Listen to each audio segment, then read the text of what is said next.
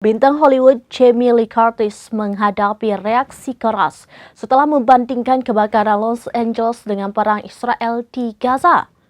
Ia menyampaikan komentarnya pada sesi tanya-jawab untuk film terbarunya, The Last Showgirl. Diketahui Pacific Palisades merupakan salah satu wilayah dengan dampak terparah akibat kebakaran Los Angeles. Pengguna media sosial lantas mengecam perbandingan tersebut. Para kritikus juga meninjau kembali pernyataan Curtis dan menuduhnya sebagai pendukung tindakan militer Israel. Tahun lalu Curtis pernah menghadapi reaksi keras ketika membagikan gambar anak-anak Palestina yang melarikan diri dari serangan udara. Setelah menyadari kesalahannya, Curtis menghapus unggahan tersebut dan mengeluarkan pernyataan yang mengakui kesalahannya.